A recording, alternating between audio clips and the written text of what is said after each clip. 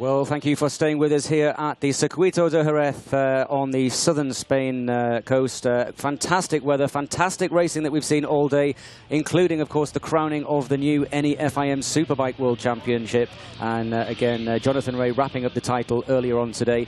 Michael Hill here with you then for the penultimate round of the PATA European Junior Cup, powered by Honda. Joined, it seems as always now, Carl, you're becoming a bit of a regular. Kyle Smith, fresh from 4th position in the World Supersport race today. Good to see you again. Yeah, good to be back.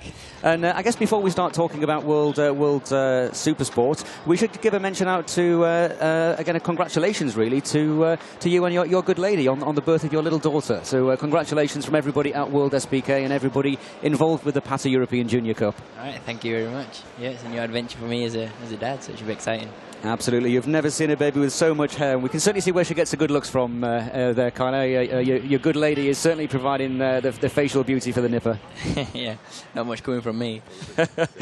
OK, then, joking aside, we're on the grid. And there we can see Emanuele Puchedu with the regular feature, the little cuddly toy that the likeable Italian has on the grid, the SK and Itabamoto Italian rider. And he has got qualifying in 2nd position behind a bit of a revelation, Xavi Pinsac, the Spanish rider, currently leading the CEV Superstock 600 Championship in Spain, and he qualifying on pole position here, his first time riding in the European Junior Cup.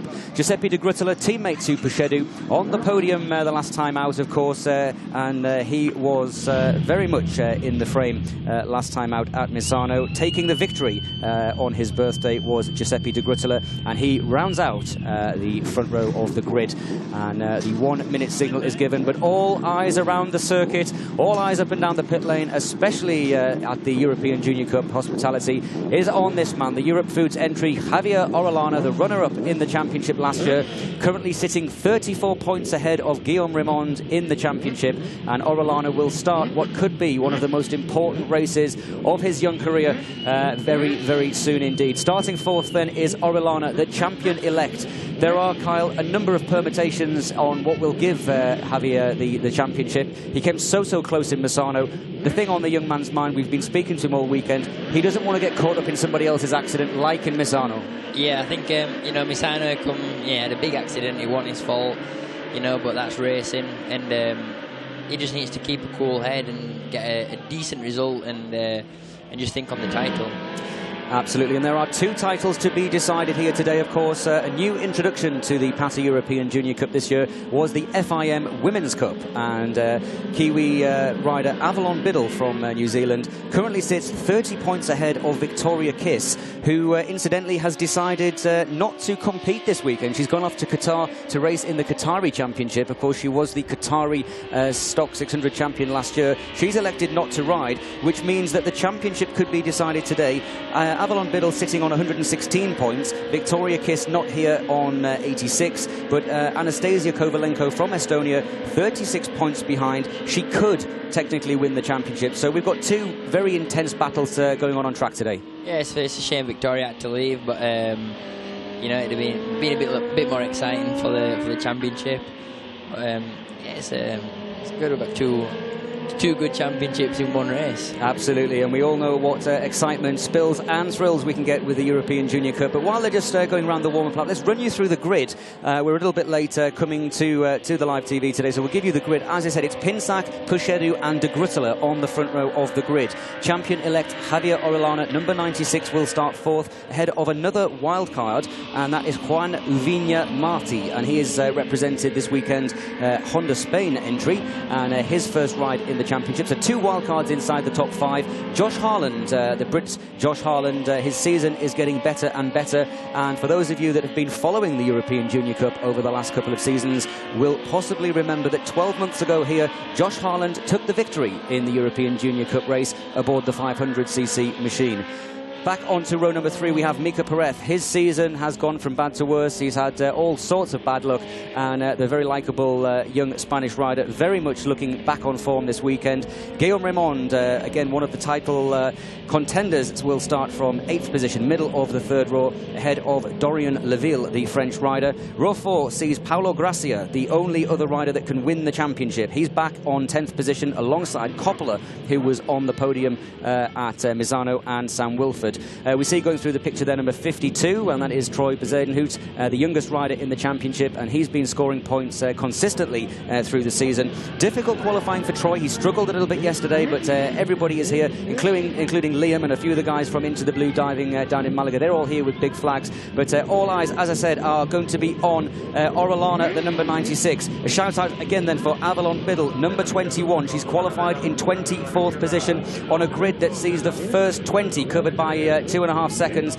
European Junior Cup racing, the penultimate round of the championship, and if Javier Orellana is going to be the champion, Kyle, what better place to do it than here at home? Yeah, especially it's a home race for him. It'll be difficult because there's 2 wild cards that are very fast, and you know, he's got to keep a cool head on his shoulders. He does indeed. The lights go on, they go to red, and we're away, and it's a good start from Pinsac. The wheel comes up, and that looks like a great start from Marti Oviña, the other wildcard, weaving and boring, and a few of the riders going to the inside. Let's hope they make it safely around. And again, we do tend to see some kind of carnage. Out of the seat comes a couple of them. That was Orellana out of the seat, and a few hard-stopping moments, but into turn number 2, and everybody safely on 2 wheels. We go round turn 2, flick it through into turn number 3. That's the first left-hander. Hopefully they all safely make it through. Sam Wilford looking as if he's gone backwards at the start. The green helmeted rider looks as though he has gone absolutely backwards. We're trying to pick it up on the split as we come through, and he has indeed. Sam Wilford's gone back to 18th, so the British rider on the podium for the first time this season in Portimao is back in 18th. But at the front, it's Pinsac looking over his shoulder. Is who's that in second position? Can't quite see the number. It looks like Puchedu. Puchedu is in second position. And where is Orellana? P6, and we come down into the dry sack corner, and it looked as though De Gracia, Paulo Gracia, on the inside. Do they all make it round? And it looks as though they do. So so far so good, Kyle. Yeah, I think Haaland will be pushing for a good result here, because he's had a few ups and downs in the season. So I think you know, like you say, he had a good result last year, he won. So he'll be definitely pushing this race. Absolutely, so we'll give them just time to settle down. There is the number 69 rider, and that's a nice little move up the inside there. That looked as if it was Orellana. That's Orellana making a pass. So Orellana now is ahead of Oviña Marti, and Haaland is in the mix as well. But at the front, Xavi Pinsac is making a break for it. Well, I mean, Kyle, it's a brave tactic, because we don't see many races where you lead from the front, especially in the Junior Cup. Yeah, it's a very tight championship. They're all on the same bikes, obviously, and you know, this is been an interesting race because it's really hot, and the asphalt's really hot out there, and it gets really greasy. You know, in my race, losing the front a lot. So you know, these bikes, small engines, it's, you know, they're pushing corner speed. So hopefully there's no crashes. Absolutely, that's the first of 10 laps then completed, and of course we will be seeing a new lap record in this race as well. The 4.423 mile kilometre circuit here in Jerez. Last year the European Junior Cup running with the CBR 500s, now on the CBR 650F, and we've said it all season, Carl, but what a great little bike. Yeah, I was riding it last weekend in this Monday in Almeria. They had the test after the summer break, and I went down to do a few laps, and it's such a good bike. It's so easy to ride, and they're really powerful, to be honest. They don't rev really high, but so good fun things to ride. We see a replay then going into turn number 1, and I'm not sure whether we'll keep the replay moving. We don't quite see Orellana out of the seat, but at the end of lap 1, and we get a move on the inside there. That's 69, that's Haaland, and he pushes Orellana wide, and Perez takes a move, and oh, that was close. And Perez is really hanging off there. Yeah. But an update on the championship then. If the flag was to come out now, Orellana would be the champion. He would be 42 points ahead with only 25 on the table. So as it stands, Orellana is doing all that he needs to do. But Puchedu is giving pursuit. Puchedu is in pursuit, and the gap is coming down at the front. Perez having a look on the inside of Josh Haaland. And for Josh Haaland, again, it's a difficult start to the season for Josh. Difficult to understand what was wrong. I know he had a few technical problems at the start of the year, but the last couple of races he's really found the mojo, and it's the Josh Haaland of old. Yeah, and it's difficult for Josh because I know him, but I see him around the paddock, and he comes to the races on his own a lot of times because his dad's back home working, and you know, and he's going for a big lunge up the inside, and he makes it. He is indeed, and I guess if any rider out there needs a bit of luck, it would be Mika Perez. I mean, we've talked. Mika Perez has had some technicals, and I think he ran out of water in Imola and somewhere else, and he had some technicals. So, and he's a fast rider. He's always up there in qualifying. He's just had so bad luck. He did indeed. Let's look a little bit further back. Oh, there's a crash over the back. And there we are. We were just saying, well, let's hope there's no crashes, but we do have a faller that's gone down, and that was one of the leading group, and I couldn't see the numbers, so I don't want to speculate. We can see it wasn't number 84 because he's there, but he's up on his feet. Oh, it was Martin. It was Marti Ovina, the wildcard rider representing Honda Spain. What a disappointing way to end. He's just having a look under the arm there, maybe just a little bit of a rash, but just losing the front there, Kyle. Yeah, like I say, this when the track gets really hot, the tarmac, the grip drops a little bit, and it's a shame because he was close to the leading group. He's a wild card. It's you know, it's a time where he can show who he is. Yeah, so well, it's a shame he gone down. Absolutely, as we go then in, and there we have Orellana. Orellana moving up the inside. Yeah. Perez goes a little bit wide, and who was that? I'm trying to see the number. That looked was 84. 84. Well, of course it was Paolo Grassi, or everyone to take an opportunity. But at the front, the gap between the leading two is extending. Xavi Pinsac, the wildcard rider, in the lead, 0.7 of a second as they came over the line the last time, ahead of Emanuele Puchedu. Josh Harlan now in third position, but Puchedu and Pinsac are over a second clear now at the front. It looks as if it's going to be a battle of two, and there you go. I'm not making it up. The first two are pulling away from the rest of the field. Yeah, I think the battle for third, they're in a bit of a battle, and it's letting the front two get away, which is a shame, but you know, that's where Oriana is. He needs to think of the championship, and I said he needs to keep a cool head, but it looks like he's going for it.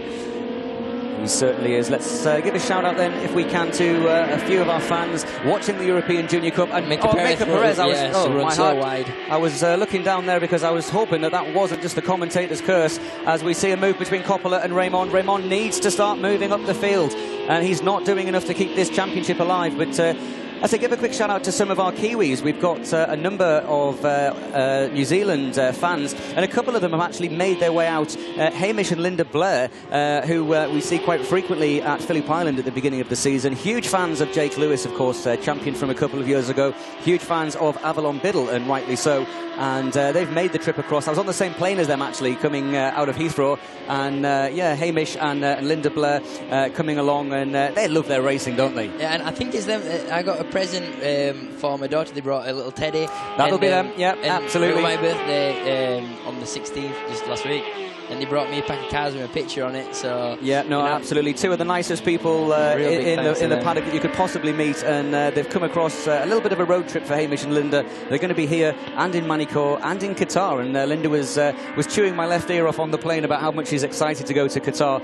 But let's turn our attention then back to the race. A little bit further down the field, we've got the Karakostas brothers from Greece, Dimitris, and he's in a great fight. Dimitris is separated by 0.1 of a second from Avalon Biddle and his brother Nikos, and the three of them are having a right old titanic fight off camera, but that is happening. A big shout out to our Greek fans that are watching, of course, and we are very glad that you are watching, and it's with a sad sort of sigh, Kyle. I'm looking at the timing screen. Mika is catching Pinsac as well. He is indeed, but looking at the timing screens, Mika Perez is 19th. Lapping. He's gone down to 19th, and well, I mean, 3 races in a row. If something has gone wrong, I mean, what does the kid have to do? I don't know. Okay. Refresh, start again next season. Absolutely, start again next season, but one rider not wanting to start again is Orellana. Orellana now is looking for the podium. He goes round the outside of Haaland, and if it stays as it is, there will be 42 points. Just wait for the computer to update and peruse your timing, telling us then it would be 42 points. But at the moment, Orellana will win the championship by standing on the podium. We look a little bit further down. Currently, the last rider in the points is Troy Bezuidenhout, and he is in a great fight with Harren Kabuc. Sam Wilford now up to 12th, so whatever problem young Sam Wilford had on the IDWE machine, he's now fighting his way through. He's just actually passed the number 51, and the number 51 is Matteo Cipretti, and Matteo Cipretti has also had an up and down season, 2 6th positions for the young Italian at the start of the season, and he is now coming back. He was one of the riders up the inside. Oh, and it's getting close again. Orellana and Haaland not wanting to sacrifice the podium, and De Grutelen now has locked hopped onto the back of that. So we've got a 5-rider fight for the podium. Haaland, Orellana, Drugutala, Laville, Gracia, and here's the move. And that was a nice move. That was a really clean move. And Puchedu is really on him now. He's really on Pinsach. And, you know, he's had a bunch of DNFs at the end of the season. Oops, going up to the inside. He is indeed. And Gracia going past our French rider, and that is Doran Laville. And a shout out for young Doran, 5th in the championship, equal on points, well, actually equal 4th in the championship coming into this race with Hannes Suma from Estonia. And as I said, he's using all the track there. He's obviously pushing. Absolutely. But as I say that, the number 38, Hannes Suma, coming up on our screen, has retired. So I don't know what has happened to Hannes Suma, but the crash, and down we go. Haaland. And 69, and that is Haaland, and he's got his back. Another crash. Another one. Another crash. Another one down as well. Bikes in the middle of the track. That's got to be a red flag. There's 2 bikes in the middle of the track. That's really dangerous. Very dangerous indeed. And that looked as if it was Coppola, I think, that did go down. He just clipped the front wheel of Haaland's bike when we're in the middle of the track. And Haaland looks as if he looks like... Haaland looks like he's a little bit winded, just a little bit winded, but we didn't see the second crash off camera. And, well, let's wait and see. The race so far is continuing. No red flag as yet. Red flag. And we do. We do get the red flag. Now, looking at the times, will that be a result? The leaders had already completed 6 laps. My maths is not fantastic. That's halfway distance. That's more than half distance. That could be a race result. That could be a result. And we'll wait to hear from race control in our ears if that will be the case. It would be very unusual to have a restart over 2 or 3 laps. So, well, let's just take our breath. Let's wait and see what happened there. We did see that it was Haaland that went down. It looked as though he had his hand trapped under the bike. He did get up. And then off camera, we just saw the back end of it was Alfonso Coppola. And Coppola went down hard on his head. I hope it's good. Like he went down pretty hard on his head. It did look like he took a bit of a beating on landing. Now, on our timing screens, we've got a result. Well, not a result, but we've got a running order that's gone back to the 4th lap. As we can see, Coppola getting the best of medical attention, and he is being stretchered away. We'll, of course, keep you updated with news on the young Italian. But I'm honestly not sure what they'll do there, because, as I said, 6 laps completed by the leaders, and by my reckoning, I think 11 of the leading riders had crossed the line. So let's have a little look and wait and see. Oriana's wondering what's happening to himself. Yeah, I mean, it's a difficult situation. Orellana, of course... Because there's still 5 laps. It's only a really short race. It's a shame that it's such a short race. Because in the longer races, if it's more than half race distance, it's the finish. And we're just getting... Okay, so we're just hearing then from race direction that not enough laps had been completed, so we are possibly going to get a 4 or 5 lap sprint, Kyle. I mean, it's going to be it's going to be short because there are only 5 laps left, and with the delay, it will be only like 3 or 4 laps for sure. Yeah, it's going to be a very, very quick sprint. And these are young, eager riders, so it could be a bit hectic, but we'll have to wait and see. It could be hectic. Hopefully, Oriana can keep it on 2 wheels. Okay, so we're just hearing again, then race direction are going to make a quick inspection of the circuit before making a decision. So at the moment, we can't say for sure we're going to have a restart. It's likely that we will have. There we see Orellana. And Augusto Fernandez, what a great ride he had yesterday. Second position. Really good race. Yeah, fantastic race. The current champion, of course, the winner of the 2014 European Junior Cup was Augusto Fernandez. They well, not live together, but they live in Mallorca. Best friends off track. And Augusto Fernandez. Good rivals last year. Oh, fantastic rivals. As we see Maximiliano Girardo actually just walking through the back of the screen, and we can see your carriage has been dismantled. They're taking your board down. They're taking your board down, mate. What's going on there? But okay, let's take a breath and let's give you a rundown as it stands then. So as it stands, we see Pinsach had the advantage by a 0.176 of a second over Puchedu. The pair were 2 seconds clear of Orellana, Haaland, de Grutele, Gracia, Laville, Raymond, Coppola and Loureiro. Now, we know that Haaland and Coppola went down, so in any restart, neither of those riders would take the restart. 10th position was Doran Loureiro. Cabuch, Wilford up to 12th. Gipretti, Hill and Bezuidenhout, and we are just hearing that it will be a quick restart and 5 lap sprint, so the circuit is obviously in good condition. Yeah. you know, when there's two bikes in the middle of the track, you know, there's always fluids what can run out onto the track, which is really dangerous. So that's good to hear the track's in good condition. And 5 laps, it's good because it's what was left of the race. Absolutely. So it's, you know, it's good for the race. A good call by race direction.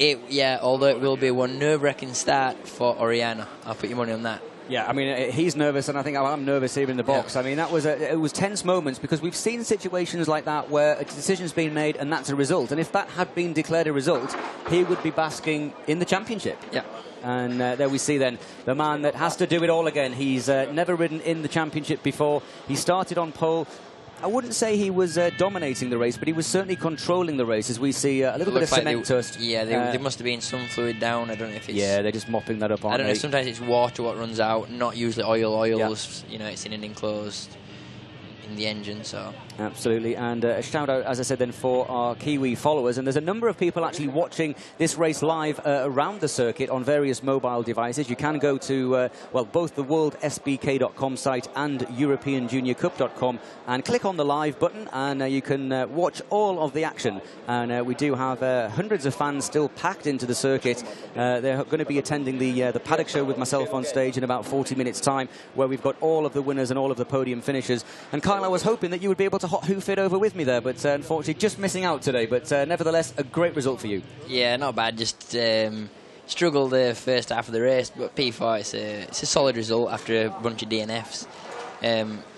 Just really gutted the fact that I was, you know, latter end of the race, the pace were really good. It was as strong as the front runners, and to finish off the podium, it's a bit disappointing, but you know, it's the way racing goes. No, absolutely. And there we're getting a great look at Avalon Biddle. Just to say that the camera switches, but Avalon Biddle, and for someone that's on the brink of winning the first ever Women's European Junior Cup, and with it the CBR 600 that is the prize for winning that championship, she looks pretty relaxed. She does look pretty relaxed, and the prize is really good. It's you know, it's a CBR 600, which, you know, from that you can go straight racing into Superstock 600. You know, it's a really good stepping stone.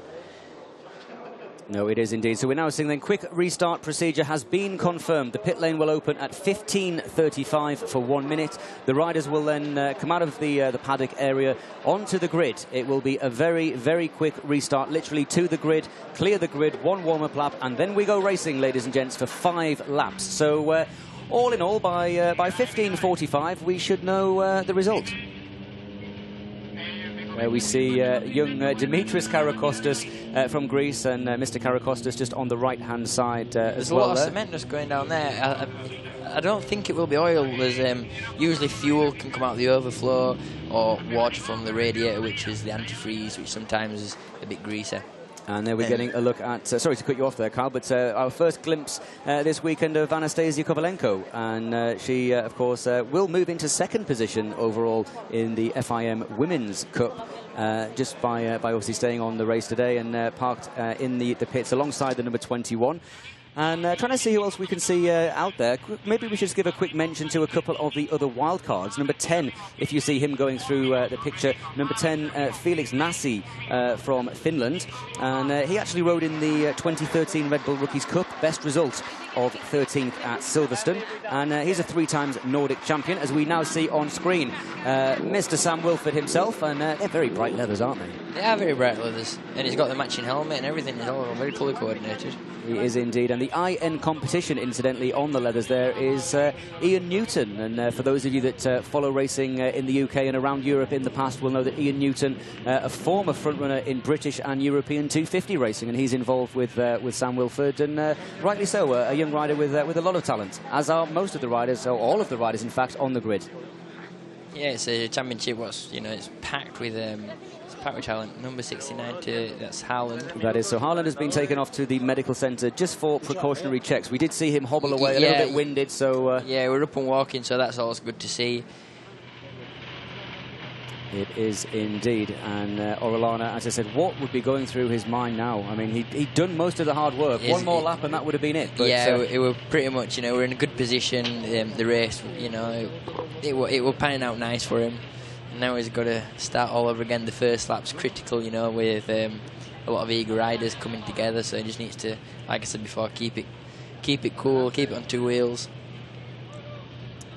So It's all pretty calm in the paddock area. We look at our second, our second wildcard rider on the sheet, but that is Byron Bester. And you've never seen a kid smile so much. I was actually having dinner last night, and his family was sat on the table next to us. And this kid is just loving every minute of being here. He's been given an opportunity to ride. He's entered by the High Tech Elements team. That's his mum just stood there on the right-hand side. And he was just basically basking in the fact. He was so starstruck as well. Jonathan Ray went past him on a scooter, and I think the kid had heart failure. He was just loving it. And that's what it's about, isn't it, really, Carl? Just bringing the young riders that are racing all over the globe into the World Championship paddock and just giving them a taste of what their future could hold. Yeah, that's what's really good about this championship. You know, it's full of kids, bags of talent, and the best thing, it's running with a superbike, the World Superbike Championship. So you're surrounded by, you know, like the big teams, the big riders. So if you're going to show who you are, what you've got, it's the place to do it. No, absolutely. I completely second that. The European Junior Cup has, over the years, produced many, many talented riders that have gone on to various categories, none more so than the aforementioned Augusto Fernandez. As we take a quick recap, let's have a look then at some of the highlights from the first race. Great to see that the Dorna TV crew are giving us some review to look at. So here we go. And this was the first start into turn one. Pochedu thought about it, but it was leading from the front pin sack. There was a moment in a second. Haaland was out of the seat. Orellana was out of the seat. That was the crash by Marti Uviña, the Honda Spain wildcard rider. He went down on lap number 2, losing the front. And then we saw some very, very close racing between Orellana and Haaland, the British rider fighting for third. This was the move. Orellana taking third from Haaland. A fair move there, Kyle. A clean, nice pass. It was indeed. We then come round, and this may be a review of what happened. There we see, so there's the crash. Over the top, Leville goes through the inside, and we don't see what happened to Coppola, but again, then we saw the red flag. So yeah, you could just see Haaland's hand war under the bike on the exhaust side, so I don't know, that can get, get really hot. Even that you've got leathers on, you know, leathers are good for, you know, for the road rash, but for exhaust burns, it's trapped under there. Absolutely, it's going to be hot. Absolutely, but we do have, of course, too serious. Absolutely, we do, of course, have the best medical staff here on track as well, the Clinica Mobile, and Josh will, of course, be going off there just for a precautionary medical check. I know that's a little bit worrying when it comes up on the screen, medical centre, but for Father Sean and family back in the UK, it is a precautionary check, and that is important to point out. He'll be feeling stiff tomorrow, though. It would have been walking, which is a good sign. He'll be a bit sore. He'll know about it tomorrow. There we go, then young Dimitris Karakostas, and in the background his brother with the shades on, Mr. Cool himself, Nikos Karakostas. And a big thank you out to, there we go, the Greek flag. Hello to everybody in Greece. I know that a lot of people do watch this. And I'd personally like to give a big thank you and a big shout out to Mum Konstantina, because she prepared a heck of a spread yesterday, all Greek traditional food, and there was a right old party going on. Yeah, I didn't manage to see that. I was off to the hotel a little bit earlier. Yeah, no, absolutely. I was on the stage with the Tissot Super Pole riders, and I was hoping she was actually going to make an appearance and bring some onto the paddock show for the fans. But I think the European Junior Cup lot devoured it before we had any chance. But there we see, and great to see as we see the Alfa Romeo car, then the safety car, just coming back into its position. There we go, cuts across into the pit lane. So with time ticking on 15:28. So we are just a few moments away as we take another look at the champion-elect. And the voice you can hear in the background is from young Mr. Fernandez, and Augusto Fernandez's brother will be possibly riding in the European Junior Cup next year. And if talent runs in the family, you would hazard a guess that he could be one to watch. Yeah, he definitely could, because you know, Augusto Fernandez, he won this last year, and this year he's just progressed throughout the season in the Stock 600 class. And he finished second yesterday, and he was catching the leader. He will only finish 1 second behind him. And then he had a podium in Imola, I think, as well. I think he missed the podium. He just missed the podium in Imola. Yeah, but he was very much in contention. And also in Portimao, he was right in the leading group. But it's I guess the idea really is to move on to a class like the Stock 600s, because it's a stepping stone to go straight from the Junior Cup into the current Super Sport Championship is a huge step. So exactly, it's like Michael van der Mark. He won the stock 600, and then he went to Super Sport, and then from Super Sport, look, he's now just finished third in the first race of Superbike. Absolutely, a great ride by the young Dutchman Michael van der Mark, and it just really shows you the way that Dorna have these categories structured. That it really is a natural progression. Entry-level European Junior Cup, then progressing on to stock 600s, into Super Sport or stock 1000, and then the natural progression. The ultimate, of course, if you're wanting to race production-based bikes, is the NEFIM Superbike World Championship. So it's a natural progression. Yeah, and that's what you need. You need stepping stones, because you can't just go and race a Superbike, you know. Absolutely. And quick shout out, if we can, then for Stefan Hill, number 35, my namesake, no relation, and he's got some right funky headbands going on. It seems as though the summer break he hasn't done much with his hairstyle. The sort of the fashionable hairstyle that Stefan Hill used to sport seems to have gone, and he looked very Rafa Nadal-esque as he walked into the paddock yesterday with his little headband on. But great young kid and a great young talent, and gets a little bit of advice from Cal Crutchlow, no less. Yeah, I think Cal helps him a little bit, so it's always good. So still all very calm then in the pit lane, and as I said, for the restart we can confirm then that Hannes Suma retired, so he will not take the restart. Neither will Coppola, and that's unfortunate for Coppola. He was on the podium, and there we see Laura Rodriguez, the young Swiss lady, and she's quite happy, she's smiling, and the Swiss rider, and she's having quite a solid season. Yeah, she's having a good season. And as you can see, she's sweating. It's hot out there. It's like 33 degrees or something. Yeah, I mean, it's super hot. I mean, there was a little bit of rain on Thursday when I was attending the pre-event with a number of the riders down at the historical Alcazar, and everybody was saying, don't worry, Michael, it's going to be scorching on Sunday, and they're not wrong. And there's a bit of a breeze up here in the commentary booth, but down there in pit lane, it's a bit sheltered and it's hot. It is indeed, and from one long-haired young ruffian to another there, young Doran Loureiro, the young South African, he's also got quite a sporty hairdo. And Doran Loureiro, the young South African, started the season actually running under the Portuguese flag because of his father's connection. He's actually half Portuguese, but now riding under the South African flag. So it seems as if he has to make a decision. You can't run a dual flag. We can't put two flags, and he's decided that he's going to run with the native South Africa, which is where he was born. I had the same with the Spanish and English. And, you know, I could choose either Spanish or English, but opt to go for UK flag. Yeah. Absolutely. But again, well, we've got 3 minutes then till the pit lane opens, and let's talk a little bit about your season, Kyle, because of course you hot-footed it over to Suzuka and took part in the Suzuka 8-hour race, and then hot-footed it back to meet the little one for the first time. So it was busy times, wasn't it? I've had a busy summer break. Yeah, it was holiday for some, not for me. Spending a lot of time on aeroplanes, going backwards and forth, and you know, I missed the birth of my baby daughter, but you know, that's what bike racing is. No, absolutely, and you've got a very understanding other half, and well, judging by the little smiles from your little one, Julia, I think, if I remember correctly, Julia, and she's the most adorable little thing. But the bike started, and this little smile came to her face. I mean, we might have a future women's cup champion. Maybe it's good the fact that there's female categories in there for her. So absolutely, hopefully the females stick at it. Absolutely, I remember as a kid when we used to go and watch with my dad the various short circuits in the UK. The nose would start, the racing would start. I'd burst into tears, but no such problem with young Julia. The smile came on, and she loves it. She's only 7 weeks old, and she's already been in 4 hotels. So. Fantastic. Yeah. Fantastic. And all 5-star, no less, Kyle, no less. No, I tell you, they're not. Yeah. They're not. They're all motels, more like. Yeah. Okay, then, so a very expectant crowd then are still looking on over the pit lane, of course. And for those of you that are watching live on the various mobile devices, the Paddock Show, of course, a regular and unique feature to the World Superbike Championship, is scheduled... Hey, look, I can see my mechanics over there. I can get working. You can. Get them to work before you get to Magny-Cours. The Paddock Show, for those of you watching trackside, will begin at 4 p.m. So 1600 hours at 4 p.m. The Paddock Show will start with me on stage. We've got all of the leading riders, so the winners of the Superbike and Supersport races, all of the podium finishers from race 2, the fastest lap riders in all categories, including the Superstock 1000 race. Roberto Tamburini keeping his championship alive with victory in the Stock 1000 race. We'll also potentially have our European Junior Cup champions, Avalon Biddle and Javi Orellana, and that certainly should raise the roof. And we'll also have the newly crowned World Superbike champion Jonathan Ray on the grid, on the stage as well. Looking across there now, we can see a couple of, well, a champion already this year is young Toprak Razgatlioglu, the young Turkish rider, as we see the Turkish flag, and Kenan Sofwoglu, and he's come back fully motivated to continue business in his quest to become a 4-time World Supersport champion.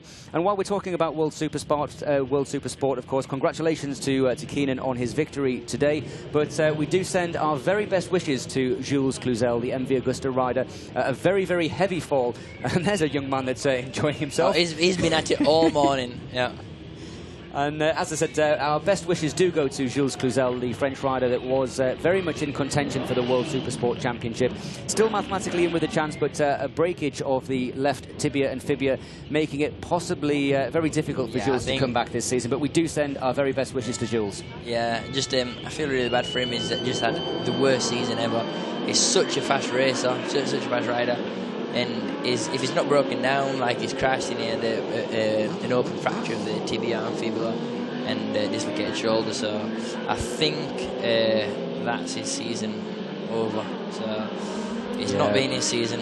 It's not at all. I mean, very, very fast rider, and has come close on so many occasions to winning the World Supersport crown, but he's going to have to come back next year and do it all again, as we hope you will as well, Carl. Obviously, we don't know what you're doing next year, unless you can give us an exclusive now live on camera. I've got absolutely nothing sorted for next year, so hopefully something comes with this result.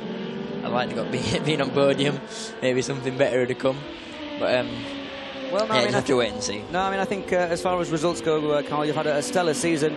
Nobody can say that you're not trying. You've been on the podium, you've been in the mix, and you've still got a couple of races left to stick it on the box. Yeah, so we'll have to just do his best. Absolutely, and one rider then will be looking to do his best will be Javi Orellana.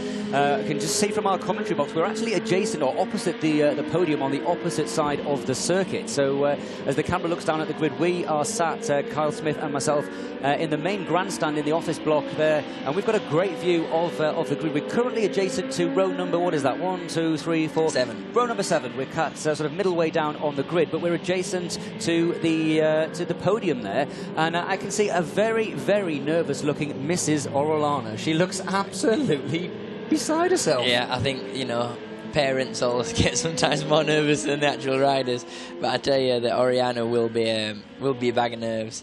Yeah, I mean, it must be bad enough to psych yourself up and get ready for the first start, and then you've got to go and do it all again. Yeah, although sometimes the actual second start you're a little bit more relaxed, although I am usually. If there's a restart, you're a little bit more relaxed. You know what the start's going to be. You've already been through it.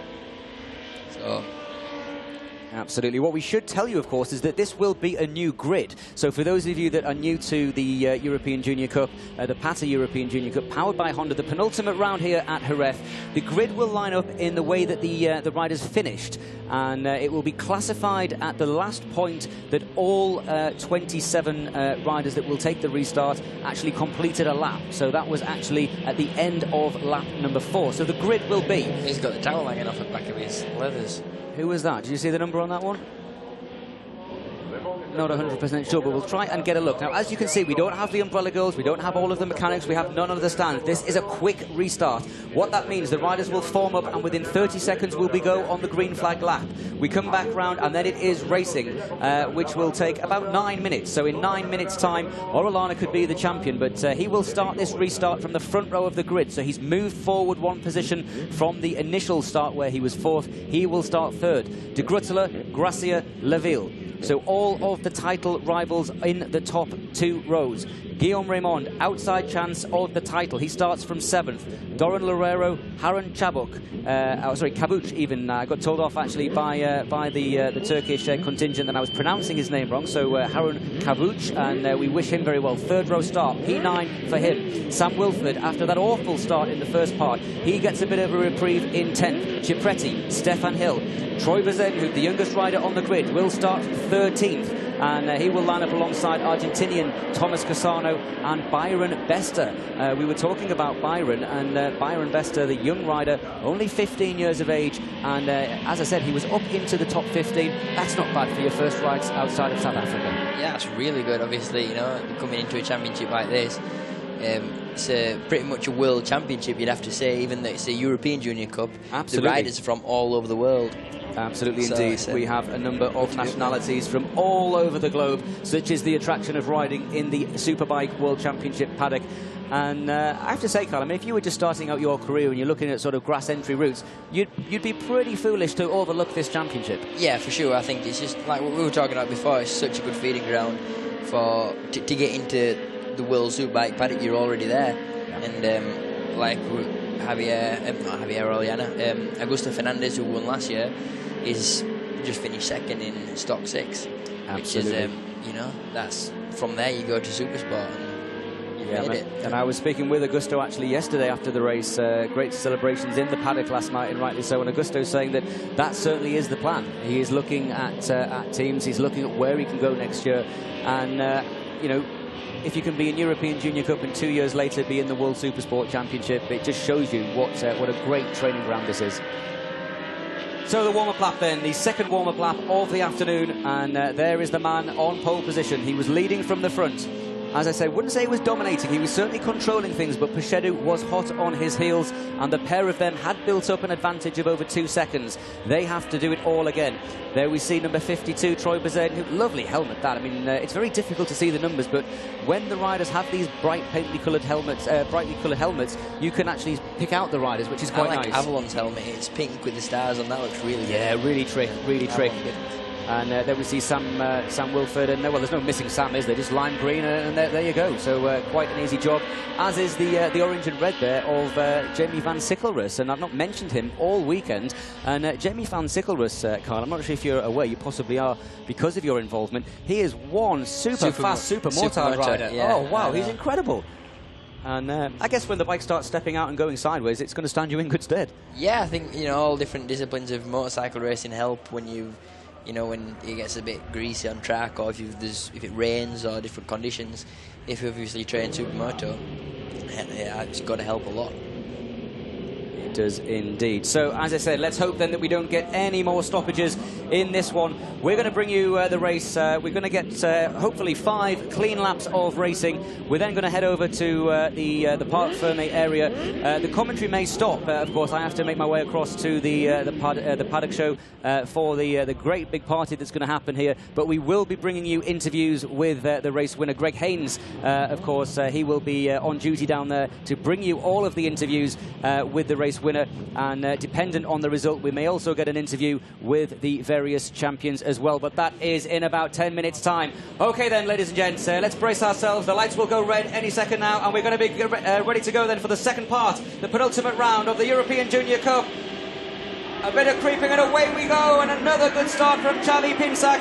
Is he going to make the whole shot? No, he's not. A better start this time from Puchedu. Puchedu goes for the front, and Pinsac's been mugged into turn 1. And there we go, around the first corner. Do we all make it safely around? And the answer is yes, yes we do. A fantastic start. It's Puchedu in the lead as we go around turn number 1. 1, 2, 3, 4, 5, 6, 7, 8, 9, 10, 11, 12. It looks as if, again, Sam Wilford has gone backwards. And, well, he doesn't seem to get the bike off the line very well at all this weekend. He's been struggling to have him start. And turn 1 in Jerez is always a bad one. I always struggle turn 1 in Jerez. If you go outside, you can get pushed out. If you go inside, you can eat somebody who's high side on the outside. It's always a little bit hectic, so... Well, when I was racing, if it was any consolation, I could make it to the first corner, but I could never get round the first corner. So at least they all got round. Here we go then, down into the dry sack hairpin for the first time, and Pinsac looking to make amends. Goes 2 in 1, up to second, 4th to second. That was sweet. That was a very good pass. A very, very good pass indeed. And here we go then. So it's Puchedu. Puchedu from Orellana, but not anymore on our splits. It is now Pinsac into second, Orellana in third, de Grutela in fourth, Laville in fifth. Harun Kabuc, I will get it right before the end of the season for our Turkish fans. What a start for Kenan Sofuoglu's. And on the inside of 59, and what a move up to 6th position for Harun Kabuc, the Turkish rider. And there is a lot of talent coming from Turkey. That were very Kenan style. I don't know what Kenan's doing to these young kids, but he should stop. because they'll all be beating us in a few years. Absolutely. I mean, fantastic to see the youngsters. And he's one of the most quiet, unassuming riders that you could possibly hope to see. And what a great aggressive rider was on the inside. And, oh, lovely move. Just no way through there for Laville as we come through to complete lap 1. 4 laps to go as we come round to complete the lap.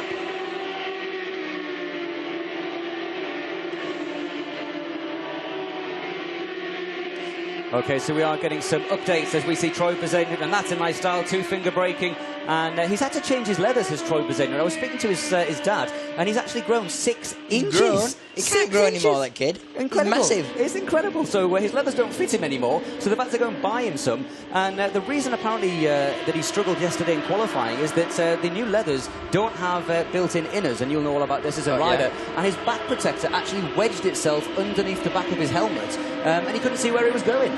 Well, that's his excuse anyway. Yeah, well, it's very possible coming from him.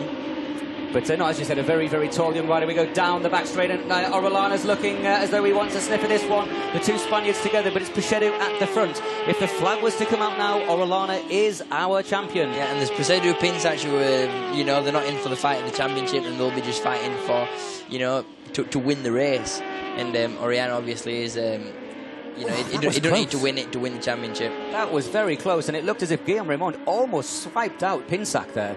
But a nice little move on the inside as we see a replay. And Matteo Cipretti is now up into 10th position, as Sam Wilford is in 12th. So he's moving up a little bit as we go through this one. So at the front then, a leading group of 3 are starting to get a breakaway. This is potentially the battle for the win.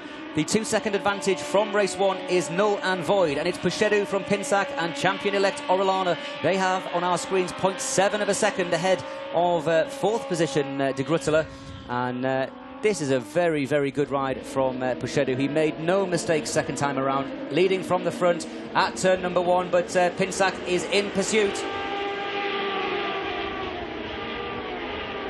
They break and go into turn 1. And what's it like on turn 1? We've seen a lot of crashes at turn 1 this weekend. It seems of just losing the front, but what's it like to go into that? It looks a little bit uphill. Yeah, turn 1 is a lot steeper than what you see it on television, and it looks like it goes uphill a little bit, but when you actually get here, it's a lot steeper than what you think. So you can brake really late because it's uphill, but you can always push it a little bit too far. And like I said before, that when the track temperature gets really hot, like now, it's running on 35 degrees outside, and the track temperatures just shoots up. It just gets so slippery, and especially this track. The lap times are a lot faster in the morning sessions than the afternoon sessions, and it's all because of the track temperature. No, absolutely is. A shout out, if we can, for a young Argentinian rider. Oh, we've got a problem on the left-hand side, and I couldn't see the number. I was hoping that wasn't 58. If that was 58, that was our leader. I may just take a moment to pause, and we've got definitely a retirement. We have a retirement, and we're waiting for this to come up on the screen. I couldn't see the number. I thought it was 58, but it could have been 59. Was that Laville? Was that our French rider Laville? I think it was Laville, the top 3 going through the picture there. But what cruel look. Doran Laville is out of this one. And we'll wait for that just to come up as we go through sector 3. And it is 59. It comes up on the screen. Oh, what bitter, bitter disappointment for the young French rider. He is out of this one. And he parks the bike. And, well, he's not a happy bunny. He's not a happy chappy at all, is he? But as we can see, for those watching at home, he's perfectly okay, and just a technical problem for our young French rider. So back to the front then. We're coming through to start 2 laps to go. Puchedo, and well, that's encouragement if ever you've seen it. That's a lot of encouragement. Over the line. He's not fighting for nothing in the championship. He's back in 6th. I think he can still have a good result, but he'll be just wanting to win this race. He's had too many DNFs. Absolutely, indeed. And here we go then, over the line. 2 laps to go then. Less than 3 minutes and 40 seconds between Javier Orellana and the championship. It will be the 2nd consecutive Spanish champion in the PATA European Junior Cup. Here's the battle for 4th, and De Grutela and Gracia. And it seems whatever track we go to, ththese 2 Italians just lock horns, and it doesn't seem to matter whether it's the fast open sweeps of some of the circuits like Imola, or whether it's the technical circuits of Portimao. These 2, they race together. He looks over his shoulder and just gives him a little wave, and I'm not sure I'd want to be looking behind me. Here we come then down into the dry sack corner, and there we go. Nice little move by Guillaume Raymond. And as things stand, Guillaume Raymond is saying goodbye to his title aspirations. Oh, foot off the footrest there. He's still pushing on, but we certainly have about a lap and a half to go then. It's Puchedu, but the advantage has closed. The advantage has closed, I can tell you off camera. The top three are now covered by half a second. This is building. This is building to a final lap to behold. Are we going to see a last? And you can see it on screen. You can see it on screen. Pinsac has caught Puchedu. And he's riding very, very sensibly. A lot of experience, though, of course. He's riding in the Spanish CEV Championship. He's leading that championship, and he's actually leading it from Marcos Ramirez, who's in World Super Sport. So he's certainly used to riding at sort of close quarters. Yeah, the Spanish Championship as well is, you know, it's a really good feeding ground. There's lots of fast riders come out of Spain, out of the Spanish Championship. So here we go then, over the line. We've got 4.423 kilometres to go. If you were Orellana, you'd be hoping just to take the third position, take the podium and take the crown. Yeah, it's always good to win if you feel like, you know, every race we do, we race to win. But, you know, the title for him is more important than anything, so we'll just have to wait and see what mentality of a rider he is. Well, we're about to find out, but I don't think he's given up on this one. The top three, he's guaranteed the podium if he just keeps it on two wheels. And, well, this is getting closer through the split. They crossed the line 0.6 apart. The top three are 0.3 apart. It's 0.3 between the leading three on the final lap of the penultimate round of the European Junior Cup. Avalon Biddle is in 22nd position, and she is cruising towards another victory. And that will also give her the championship as well. And here we go into the dry sack corner. He goes for the move and he goes up the inside. Pinsac takes the lead. And nicely he can hold the controlled. line. Can he hold and it? He goes back up to the inside. And I think Orellana's just watching this one. Oriana's just front row seat, yeah. He is just watching this one unfold. 6 corners to go then, and the crowd that have stayed on before attending the paddock show are certainly witnessing something special here. We're either going to see a wildcard Spanish winner, we're going to see an Italian, Emanuele Puchedu, win for the second time. He won at Imola at his home race. He's in contention, and closing in is Orellana. Orellana's got a sniff of this one. 4 of the fast corners to go. This is the podium. This is the podium coming through. Then 2 corners to go. And Pinsac, is he going to make history by confirming? Oh, he's gone over the line. Orellana's having a little look. We come through then. Here we go. He goes defensive. He's got to hold it tight. Oriana's and he's for third. Front end pattering. And Orellana. Oh, and Orellana. Oh, oil. What is he doing? What is Orellana doing? I don't know what to say. It looked like there were oil on the track. That looked like something for Orellana, but Orellana crosses the line. And but he's won. He's won the championship, has he? I got to take he has won the championship, but I just got to take a breath. The mechanical in the last corner. That was definitely something strange. Whether he was waiting to pull a gap or whether something happened, and I don't know what's happened, but we seem to have lost Guillaume Raymond on the last lap. We seem to have lost a couple of riders on the last lap. And here is Avalon Biddle. I've got to compose myself. Look, and number 20, Doran Loureiro's gone down. Oriana's had a mechanical and he's put oil down on the last corner. Or something, as in oil, it might be water. Avalon Biddle is the first ever women's champion. Avalon Biddle is your champion, but, wow. I said it was going to kick off in the last lap. I never disappoint. Always does. But let's get our breath in. Doran Loureiro has gone down. Orellana has stopped. There's Fernandez, the golden crash helmet, the flag of Spain. I got to take my breath a little bit because that was incredible. If Orellana was slowing down to showboat, that nearly went completely He might have to walk back to the podium, though. He might indeed. or get a lift off of some mates. Incredible. There we have it confirmed then. Javi Orellana is the 2015 European Junior Cup champion. And there's going to be some emotion. I'm trying to see if I can see his mum. Oh, there's hugs going on down near the park, down near the Parc Fermé, and they're all walking up towards the podium. And let's just give you a run through because I have to head off in a minute to the paddock show. So here we go then. Let's give you a confirmation of the results. Xavi Pinsac wins the first time ever appearing in the championship, but he wins from Emanuele Puchedu by 0.007. James Bond. 0.007. He takes the victory. Javier Orellana confirms the championship. There is Guillaume Raymond. His championship ends in the gravel.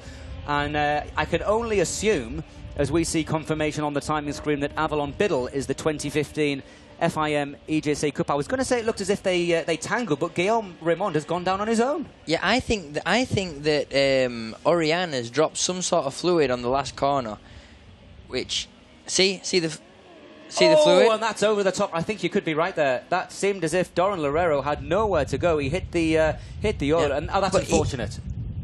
Yeah. It is unfortunate, but as I said, Greg Haynes is going to be down in Parc Fermé. We're going to have interviews with the winner, Xavi Pinsac. We're going to have interviews with Javi Orellana. Congratulations to Avalon Biddle. I'm going to give you a quick rundown then, and then we will, of course, keep the filming running, and we'll head down to Greg. But here we are then. Pinsac, Puchedu, Orellana, Gracia, De Grutela, Haran, Kabuch, and he takes 6th position, his best result of the season. Sam Wilford, Manuel Prochetti, Stefan Hill finishes a fraction ahead of Troy Bezuidenhout, and a top 10 for young Troy after the problems yesterday is a great result. His 2nd consecutive top 10 finish. Congratulations to him, and certainly for. And we're looking as if we're going to come down. I was getting confirmation. Here we are then. Here's a review of our champion. Let's celebrate with him. As I just give you a rundown, 11th position was Thomas Cassano. Temba Kumalo was in 12th. Byron Bester, the wildcard, 13th. So 3 South African riders in the top 13. Jamie Van Sickle-Ries, and a shout-out. Congratulations, number 34, Daniel Drayton, your first ever point in the European Junior Cup. Great effort, young man. And he finishes just ahead of Dimitris Karakostas as we celebrate with the number 96, Javi Orellana. He wins the championship, he has the golden helmet, and he is the champion. From Michael Hill and Kyle Smith as we see celebrations in the pit lane. There is Greg Haynes, he's made it down into the pit lane. Commentary from Kyle and myself is about to stop. I'm heading over to the Parc Fermé area, into the paddock show. For anybody that's watching on a mobile device, we're going to start the paddock show in 5 minutes' time, so do make sure we are there. But there's our first glimpse of the winner. So, Kyle, thank you very much indeed for joining us. We'll see you in 2 weeks' time in Magny-Cours. All right, thanks for having me again. And good luck with the nappy changing. I'm sure that you'll get lots of practice. I'm getting really good at it now. Yeah, fantastic. Emanuele Puchedu, congratulations to him. Congratulations to Javi Orellana. And I will leave you in the very capable hands of my esteemed colleague, Mr. Greg Haynes, and he will guide you through the interviews. From Michael Hill, from Kyle Smith, from the European Junior Cup, from the commentary team here adjacent to the podium, thank you very much indeed. Greg Haynes, when you're ready, this is all over to you.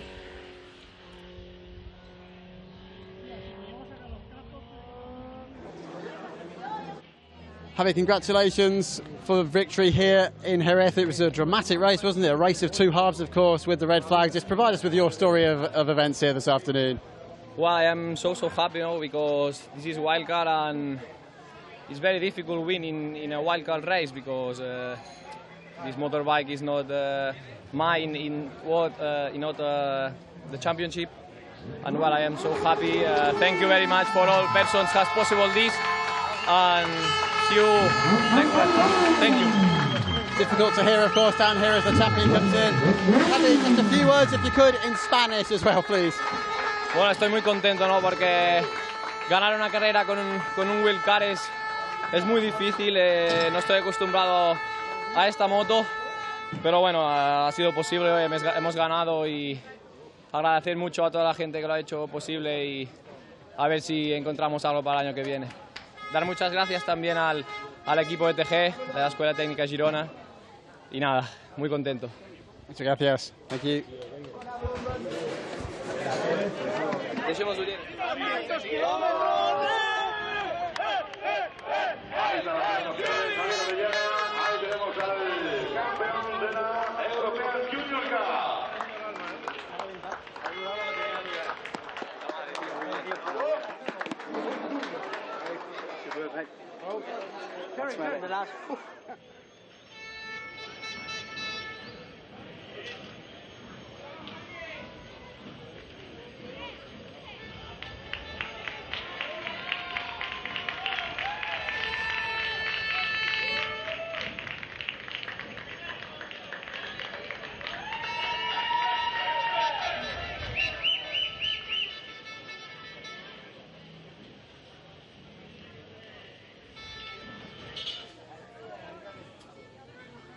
Javi Orellana, the 2015 Pata Honda European Junior Cup champion. Congratulations. A difficult race there with a lot going on.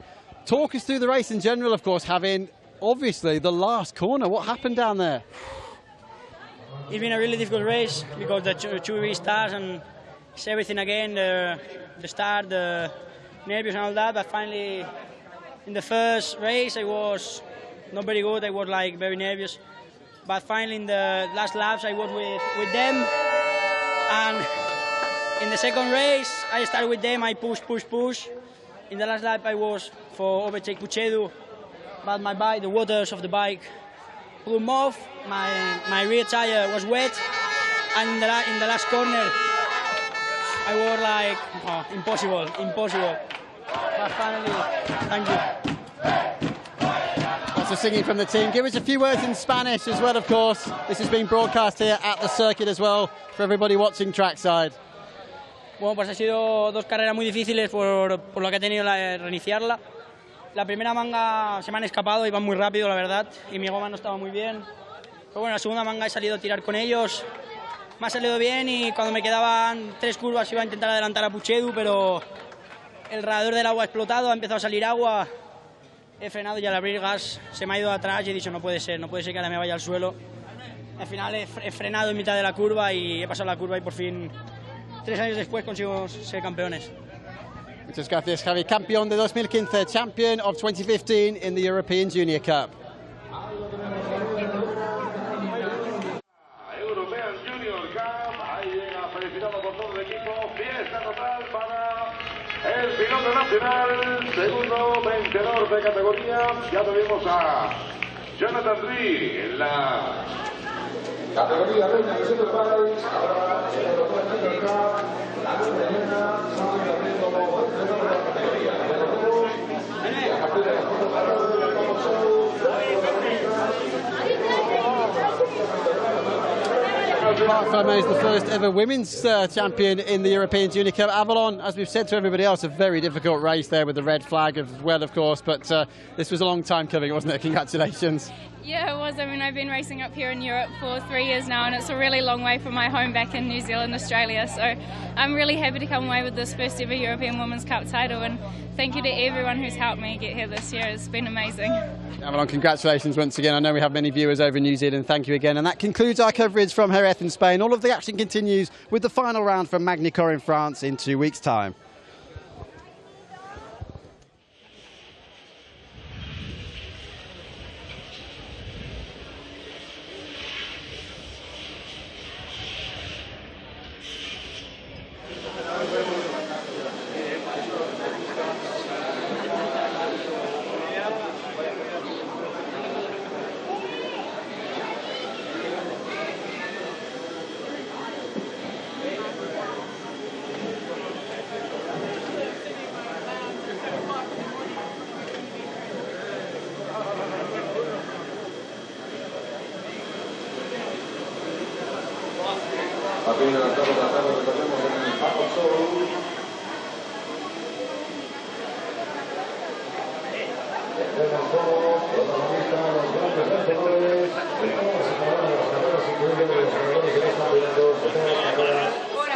de las que hemos disfrutado en este fin de semana. Arrancamos con la ceremonia de podium.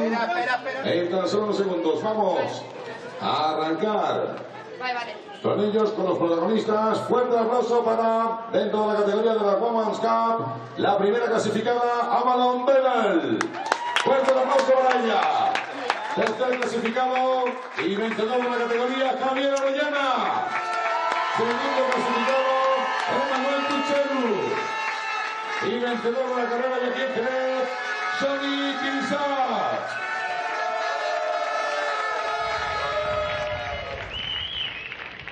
Don Gianluca Di Venancio, director general de Pata Corporación, hace entrega a Avalon Bebel de ese trofeo acreditativo de ser la primera clasificada de la Women's Cup en la carrera recién disputada en el circuito de velocidad de Jerez. Primera clasificada en la categoría de la Women's Cup en esta carrera aquí en Jerez. Fuerte aplauso para ella.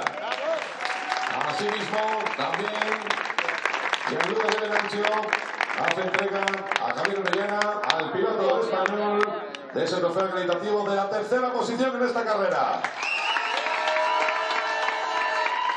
Lo mismo que hace con el segundo clasificado, con el italiano Emanuele Puccedo, segundo clasificado en la carrera que acabamos de disfrutar aquí en el circuito de Jerez.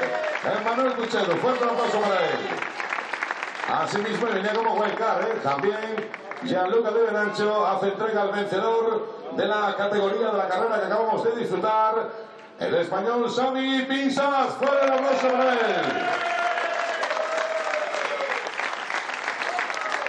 Es el podium protagonista de la carrera, los clasificados, pero tenemos a dos supercampeones en la Women's Cup, una supercampeona. Fuerte el aplauso para ya la vencedora del campeonato, Avalon Bidel. Fuerte el aplauso para ella.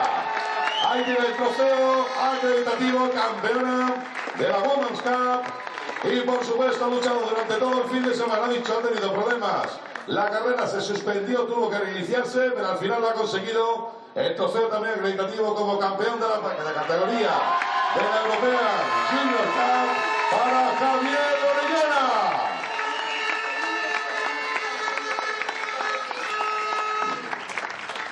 Ahí está el podio completo con los primeros clasificados de la carrera y los campeones de las categorías. En honor del primer clasificado de la carrera, Xavi Pinzas, escuchamos el himno nacional de España.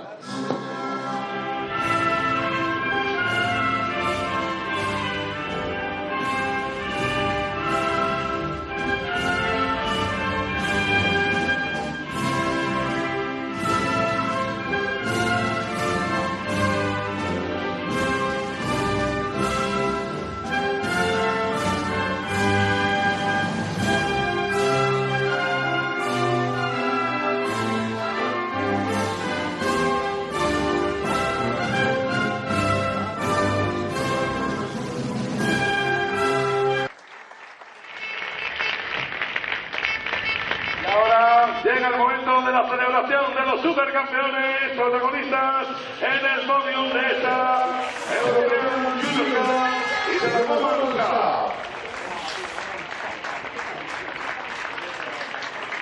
Hay el nivel en cuanto a la celebración de los mismos. Si queremos la foto para el recuerdo, por favor, de los componentes del podium, foto para el recuerdo de los cuatro. Vamos a hacerlo. Esa foto para el recuerdo de este podium de los tres primeros clasificados en la carrera que hemos disfrutado. Y evidentemente la vencedora en la categoría de la Women's Cup. Y también la foto de los supercampeones, tanto juntos como por separado. Javier Orellana, el campeón de la European Junior Cup.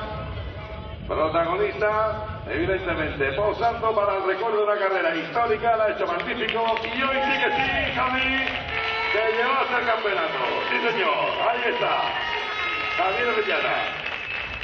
Fuerte el aplauso para él. Y también dentro de la Women's Cup, vamos a pedir a Avalon Bidel que vuelva, que se quede Javier. Y juntos los dos campeones, para posar juntos los dos campeones en las dos categorías, tanto en la European Junior Cup como en la Women's Cup. Ahí están los campeones de las dos categorías, aquí en el circuito de velocidad de Jerez. Han llegado a buen fin su buen hacer y su premio, evidentemente, nada más y nada menos que campeones de cada una de las categorías. Álvaro, para...